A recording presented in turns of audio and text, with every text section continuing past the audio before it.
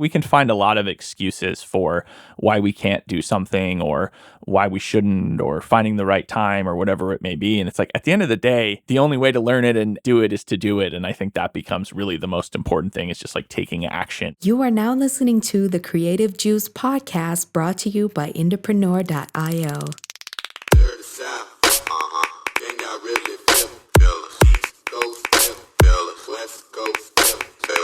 What's up, Indies? Welcome back to the Creative Juice podcast. This is episode 320. I'm your host, Jack McCarthy, and I'm very, very excited today to bring you a special guest. I'm here at the headquarters of Dukes, aka Jonah McLean, who is Indiepreneur's master of all things operations, and he's also a strategist at our IndieX agency and in our IndieFounder coaching program. And I'm here with Jonah in person today. Let's go. Thank you so much for being here, Jonah. So excited to have you. Thank you for being here, Jack, in Portland, Oregon, in my home. I'm happy to be here, man. This is amazing. Second time. Yeah. We get to do this every once in a while. Last year, right around this time, we did a podcast episode together where we were talking about systems and operations and processes in a music business. And we'll link to that in the show notes in case you want to go back and get a little bit of 2023 goodness when it comes to creative juice in your ears. But I'm super excited today to bring Jonah back on the podcast and talk about bottlenecks that artists face in their music business. Because what a lot of people don't know about Jonah, and I want to give him a second here to kind of introduce himself and talk about what he does. But what a lot of people don't know is Jonah has consulted with, at this point, hundreds of artists and coached hundreds of artists and helped them kind of look critically at their careers, at their businesses, to help them identify the bottlenecks that they have in them and then coach them out of those bottlenecks and growing, which is amazing. And so there's a lot to talk about. There's a lot of things that indies have going on right now. And we wanted to bring this to the show today to talk about, what are some of the common things so that if you're listening to this and you're feeling like, man, I'm just not where I want to be and I feel like there's stuff that I need to work on in your business, we might have something for you here. We might have some advice, some tips. Hopefully Jonah can share some insight and wisdom for the hundreds of artists that he's coached and done strategy with over the last year alone. So Jonah, welcome to the show. Thank you, Jack. Absolutely, man. Would you mind telling our listeners, kind of looping them in on you, on Dukes, on what you do here at Indepreneur and the artists that you've been working with? Yeah, definitely. So as Jack mentioned, I do a lot of things operations-wise here at Indepreneur, helping the company run and do cool stuff to get that out to the community. And then I'm also coaching students in IndieFounder. So I have students I'm working with every day to help guide them through their music marketing. And then I'm also managing accounts in IndieX, so helping our agency clients do the same stuff. And then obviously on top of all that, I am making my own music as well. I've been on the podcast before and talked about Dukes, which is my artist project. We're in Duke's home base right now here in the studio. Spent a lot of my time in here working on my own music and my own music marketing. And I'm pumped to be back on the podcast with you, man. It's really exciting. Yeah, for sure, man. Well, thank you so much. And I want to dive right in and start to talk about some bottlenecks that you've been hearing about. Like I said, as we kind of kicked off the episode, you've consulted with and coached countless hundreds of artists just in the last year, talking with them as they kind of come into the community, into the IndieFounder program and onto IndieX in some cases with our agency clients. Yeah. And so after speaking with, so many artists, the thought kind of crossed my mind as we were talking about, planning an episode together here when I came into town for what we could talk about and what we could bring to our listeners. I thought like, man, it would be so amazing to hear just what are some of the common themes that you've been hearing from artists as far as the things that they find themselves stuck on and the bottlenecks that they're finding in their businesses? What's stopping them from growing, both from a marketing and growth standpoint and also just from a systems and thinking and strategy standpoint overall, kind of like 30,000 foot view of the business as well. And so I'd love to dive into that and hear what are a few of the common areas that you find yourself diagnosing and talking with artists about. Yeah, definitely. And, as you said, I do a lot of consulting work with the folks in IndieFounder. I kind of do all of our consult calls as well for IndieFounder. So there's a lot of those talking to prospective students. And I think there really are a lot of common threads when you look at bottlenecks that occur for people in their music business. And, I think we have a lot of experience identifying those and helping people through those. So I'd love to chat about it. The first one that comes to mind a lot of times for me, being that I'm pretty project oriented and planning oriented, which is something, as you said, we've talked a lot about on the podcast in previous episode. I think planning is always a bottleneck. I think it's a big challenge for people to know what to do, when to do it, let alone how to do it. And so just kind of navigating that and being able to really plan their work effectively and pay attention to that stuff. I think if the listeners want to learn more about what we talked about there, definitely we can link to the last podcast episode and some of the other resources that we have talking about that stuff. But I think outside of that, kind of more recently, one that I've observed a lot of times, and honestly, both in myself, but also in clients and students that we're working with, is just indecision and overthinking. I think that can be a really big bottleneck for people, just in terms of overthinking. Should I do this? Should I not? How should I go about it?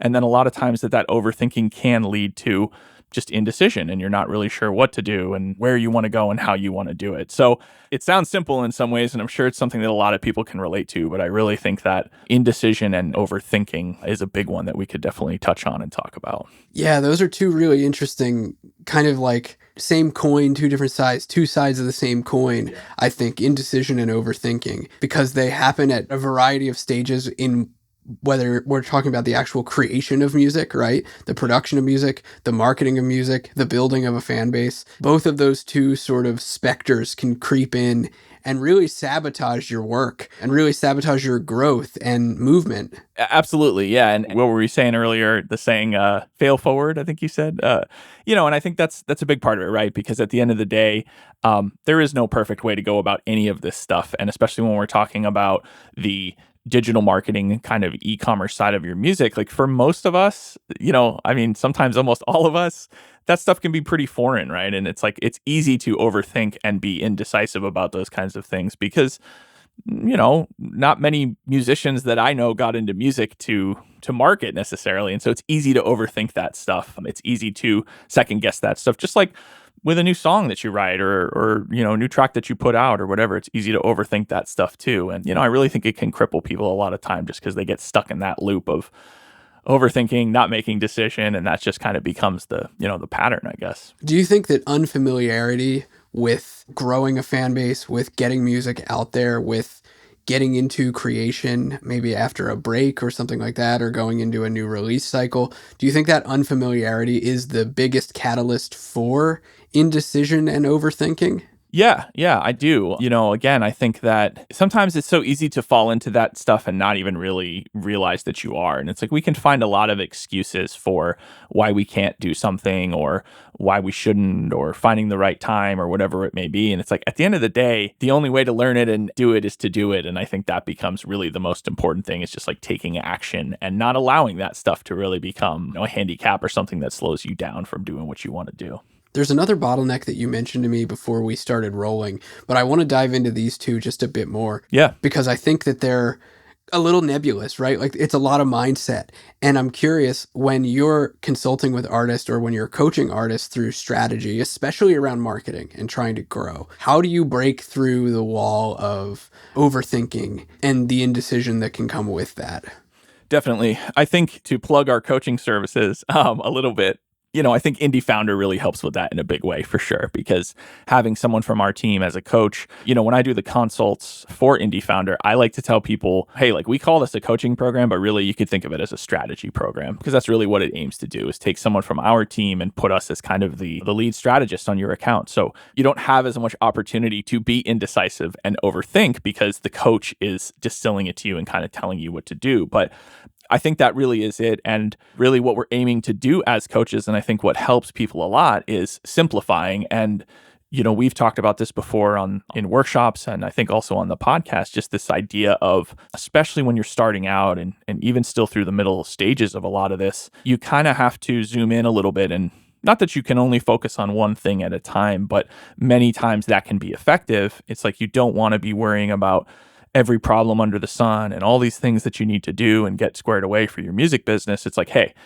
let's focus on one or two things that are going to be the most impactful for you right now, knowing that later on down the line, there are plenty of other, obstacles and things that we can tackle. But really trying to get people to focus on one thing at a time or a couple things at a time that are going to have the most impact on their business, I think is really helpful. Yeah, man, that's such a good piece of advice. It actually reminds me of something that I've kept with me for years and years and years now. It was a little tactic or a trick that I picked up from Tim Ferriss when I read the 4 Hour Work Week like a decade ago or something. And there was a tactic that he recommended in that book that was about to-do lists. Specifically, it was like we get so overwhelmed with all the things that we might need to get done in a day or in a week that we don't prioritize the things that actually will have the most impact. And what he recommended was like, your to-do list could be a Post-it note for the night. You fill it out the night before and you put no more than I think it was like no more than 3 or 4 things on it. And that's the only things, those are the non-negotiables, the things that you absolutely have to get done the following day. And I think what you're mentioning here about having a strategist and working with somebody and the advice that you're giving here about breaking through overwhelm and indecision and overthinking is just like by setting a priority, knowing what's going to have the most impact for you allows you to kind of push everything else off to the side and be like, if that becomes a problem later, I'll deal with it then. Or if whatever I'm overthinking, manifests in the future, I'll deal with it then. Right now, the only thing I need to focus on are these few things. Yeah, exactly. And just for maybe folks that aren't in IndieFounder or don't plan to be, even though I think you should, it's not that you have to have some advanced, strategist to tell you what to do at every turn. Like a lot of this we can govern on our own and kind of figure out. But I think having resources or having people you can talk to and even in Indie Pro, right? Like there's a ton of people just in our community that are doing this stuff every day. I love that about our Facebook group, like people offering advice and experience. And so really, however you're trying to learn this stuff and go about it, it's like focusing in on the things that can deliver the most value right now is really going to help. And honestly, I say the same thing to agency clients that I work with is like, people might have a lot of ideas, different things you can try. And it's like, hey, let's narrow our focus here so we can really be impactful with the things that we're working on right now. And as you said, we'll worry about the rest of the stuff later. Yeah, that's super true. I'm curious now, like we've talked a little bit about the zoomed out sort of mindset stuff, which I think is so important. I'm actually really glad you started there because now it allows us to zoom in a little bit and look a little more granularly about like from a growth perspective and a marketing perspective when it comes to building a fan base and building a career really. What are some common bottlenecks that you really see there or the most common bottleneck that you've been seeing there when talking with artists, over the last year? Definitely. So again, I think honestly, both from the students I've worked with and agency clients, but also especially again, like to your point, when we started here, I've probably done hundreds of consults over the last year and a half for people coming through the community. And a really big one that I see that I think is worth talking about is this idea of, I think indies coming in through Indepreneur, a lot of times people will have some first initial wins of kind of advertising for the first time and really understanding the power that can bring, being able to get results. Maybe someone came into the community, a few years ago, ran a fan finder, right? And got a lot of new fans from that or got great engagement on their videos, had a lot of likes, shares, comments. And that can feel, really great. It's a really great win. But then I think pretty quickly people realize, okay, this, I'm kind of just scratching the surface here. And then really where the bottleneck occurs, I think, is moving people from that. We talk about, creating attention and capturing attention and the creating attention, not that it's easy, but it is kind of the first step you need to take. And I think once you've kind of walked through that, then you say, okay, well, how do I capture this attention? Like, how do I get these people tuned into what I'm doing and more invested in what's going on? And I think that is a huge bottleneck that I see, for indies in our community is moving from that first stage to that next stage of like, okay, let me capture this attention that I have now created. That's super interesting. So just to dive into that a little bit further. So what you're mentioning is that a lot of artists have this challenge where they've started to gather attention. They've started to create attention, whether that be through organic content or running ads or some combination of both that coincide with their releases. They've started to get that under their belt and build out processes that they know they can follow consistently for it. But getting fans to go from that sort of aware to activated is the bottleneck that you see the most often. Yeah, I think so. And again, I think that not that it's easy to come by, creating that attention, but it's like, I think advertising can be really powerful, and especially a lot of the strategies that we recommend that can help people get those wins. And it's really just kind of the next phase that opens up. And just to say this again, even from my own experience, like, it's a challenge. It's hard. It's not, I think getting people more activated, as you say, it's difficult. You're fighting for attention. You're fighting for them to come back and pay attention to what you're doing as an artist or band. And that takes some time and some practice and working through it. And it can be hard fought, I guess I'm trying to say, but it really is worth it on the other side of that, because you really can find yourself with a much more engaged and activated fan base, than if you weren't doing those kinds of things. For sure, yeah. So with that in mind and that bottleneck, what are some of the recommendations that you make, kind of generally speaking? Obviously, like, we don't have a couple indies lined up that we can interview right here with us. I wish we could. But generally speaking, like, for that bottleneck, what are some recommendations that you make, for someone who's listening right now and being like, oh my gosh, that's me. Like, that really hits. What do I do here? What should I start focusing on? Where do I even start? Yeah. I think the simplest way I would think of it is trying to aggregate those fans. And there's a variety of ways that you can do that. And to your point, we probably don't have time to talk about all those things, but, running an opt-in funnel or permission offer or something like that to get people onto your email list, having offers ready to go for products or membership or digital products, whatever you may have. There's a lot of ways that you can kind of get through those. And again, in Indie Pro, we have a lot of recommendations. I think the biggest thing that people need to remember when they go into these kinds of efforts is give yourself time to iterate and improve and work on these things. Because I can't tell you how many times, I've had a student or a client where we've launched something, right? And maybe it didn't go so great, or we weren't seeing the results that we want. But then even just the smallest changes, you go back and you tweak a headline or you tweak some copy, you can go from an okay result or even a bad result to a great result very quickly. And I think people get discouraged, right? They launch that first attempt and it doesn't go well, and they say, I'm no good at this. Like, I can't do this. It's too hard. I'm not a marketer. When really you might have been really close to an amazing result if you had just, pushed a little bit harder to say, okay, like, this isn't so great. Let me go back and try, okay, what can I tweak? What can I change? And I think that that's a really powerful thing that often gets overlooked just, because people maybe, don't have the confidence, or again, they think it's impossible, but just those tiny little changes really can make a huge difference. So I think people really need to focus on that and remember that when they're going into this stuff. I think you broke it down so nicely, because it's like you said exactly what people should focus on. Like, have offers, start planning to run opt-in campaigns, opt-in funnels, have free bribes, permission offers that you can get your fans to sign up for. And we just did a whole series, like a 2-episode arc on email marketing and offers. We'll link to those in the show notes in case you didn't check them out, because you can dive into that. Cirque and I talked about those just recently on the podcast. I love that you broke that down and then took it a step further to say, like, yeah, and then when you do that, it's probably going to suck. It's probably not going to go the way you thought, and you're going to have to fail forward a little bit and figure it out and iterate. So often it's like you're digging for treasure and you're like 2 feet away in either direction, to the left or the right. Yeah. And you have to go back to the drawing board sometimes and start over and figure out a different offer and learn from what your fans are saying and gather information.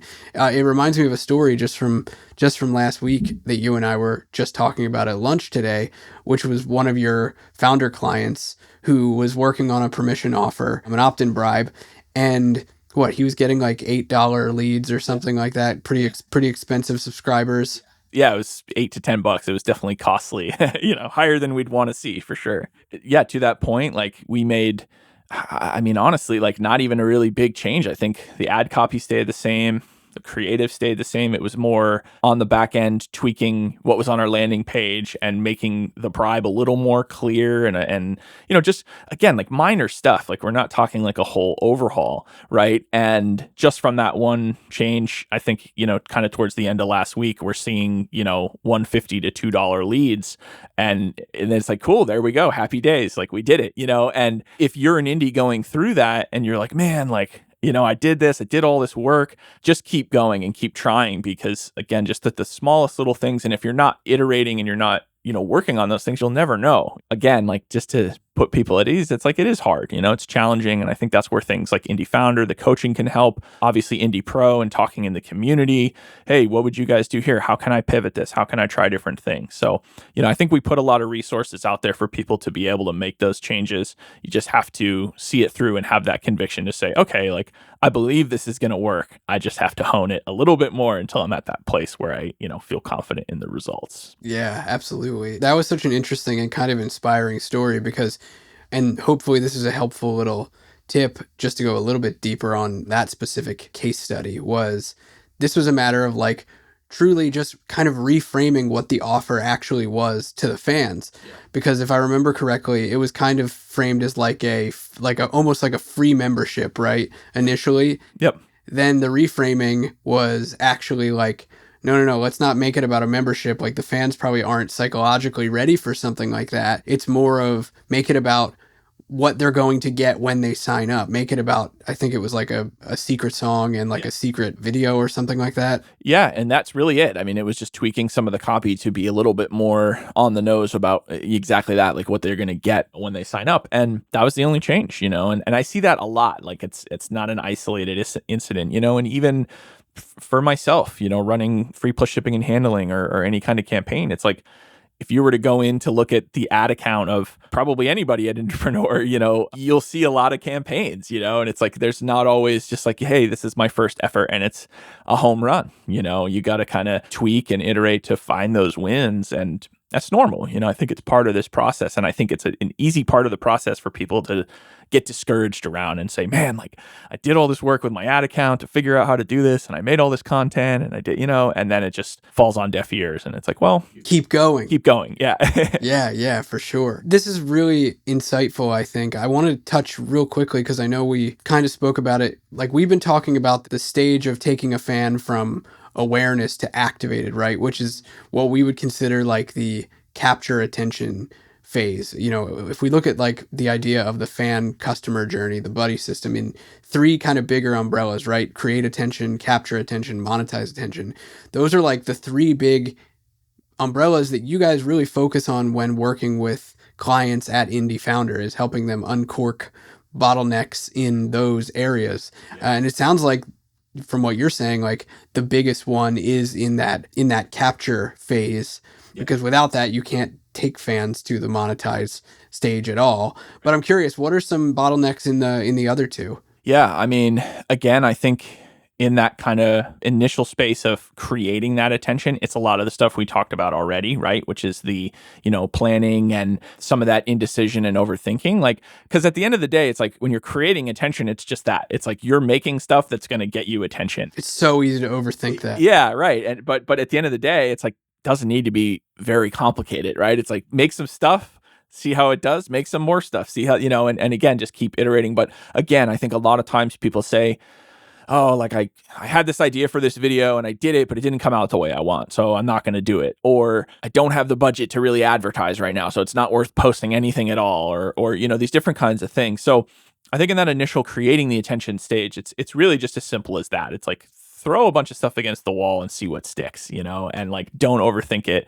Feel free to make a lot of content and have fun with it. And, obviously then we talked about when you're kind of in that capture stage. I think in the kind of moving through the capture and monetize phase of everything, it really becomes about nurturing, once you've kind of captured that attention and I would probably say that's the second most common thing that I see with like founder students or in consults is like, we got 3,000 people on the email list, but I haven't talked to them in 3 years. And I only let them know when I got a new single out or whatever. When money. Yeah, when money. And it's like, if you instead kind of reframe that and say, man, I've got 3,000 people that are tapped into what I'm doing that I can nurture and really treat with respect and give them cool stuff and provide a lot of value, you'll be surprised like how much people really love that and will respond to it when, you've provided all this free value to them. And then maybe you're asking for something in return. Hey, I've got this new product or,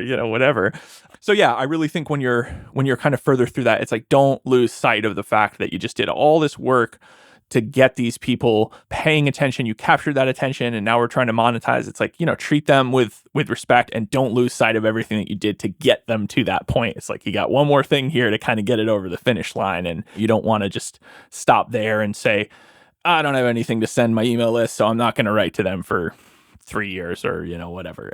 Yeah, that's a really good point. I think like artists work really hard to get to that stage, and then they kind of shoot their shot over and over and over and over again and forget that these are real human beings on the other side of the internet. And it makes it really easy to then fall into a stage of questioning of like, well, why am I not making money? What's going on here? I have this email list and it's not doing anything for me. And it's like, well, how often are you actually talking to those people? What are you giving to them? Yep. And honestly, like, I think a lot of the stuff that we mentioned with kind of that capturing stage, it's very similar, right? It's like, let's say you do an offer, and it falls flat and you don't get any sales. And it's like, okay, well, then you just give up and just decide, nobody from my email list wants to buy anything, right? Or do you say, okay, like this just wasn't the offer for them. How can I come with a stronger offer next time? How can I dial in more to what my list wants, or how can I present it better, or whatever the case may be? And it's like, again, that's where that iterating can really come into play, where you could be one offer away from substantial revenue from your list and not even know it if you give up and say, I can't make any money from my email list, or, whatever. So, yeah. And we've seen that even at the agency as well with artists that are just, some folks that have come on where they've got some revenue coming in substantially and they're wondering how to grow it. And it's just like, okay, you grow it by repetition. And there's processes that fit into that repetition, nurturing being such an important one of those processes. So yeah, I love that you brought that up. I think that's such a good point. I'm curious, from your point of view, when you're working with clients in the IndieFounder program, working with artists and helping them, smash through these challenges, like, what do you look forward to most, especially when you're first starting out with an artist, working with them and talking with them, consulting? What do you look forward to the most when you're working through these things? I think I look forward to the wins, because like, I don't even just mean wins like, oh, you launched this funnel and you made a bunch of money. It's like, obviously that's a win, but wins can come in all shapes and sizes when we start talking about this stuff. And it's like, wins can just be getting someone over a mindset thing where it's like they're just not thinking about something a certain way, or whatever the case may be. So it's like just seeing people kind of have those breakthroughs. That's definitely what I look forward to the most. And again, sometimes those breakthroughs can come in the form of a loss. You know what I mean? Like you could do something and learn a lot from something not going well just as much as you could from it going well. And so I think, having gone on this journey myself, obviously, my history with Dukes here and Entrepreneur is well documented. I really relate to the journey that a lot of my students are going through in that way. And so I really try to almost think about what I would tell myself, 4 years ago, or whatever the case may be. And those are the things I really look forward to, is just like seeing people learn, grow, and have those aha moments in whatever form they come in. And I again, it's like, I really try to capture that. It's like someone might launch something and it doesn't go the way they want, but there might be some really clear indicators of success or a really clear win that still happened. And it's like, hey, I want to make sure you see that, so you don't just breeze past it and, not pay attention to it. So yeah, I think those are the best parts of coaching and the things I look forward to most, especially when I'm getting started with someone that's like, they don't even know kind of what's to come. And that's always exciting for me as a coach. Yeah, totally, man. I love that. And I think that's a great lesson for us to kind of leave off on here is, as you're working through the bottlenecks in your music career, latch on to the wins and the lessons learned. Like, latch onto them, see them, recognize them for what they are, and allow yourself to learn from them. Because like you said, Jonah, like, it's so easy to breeze by them.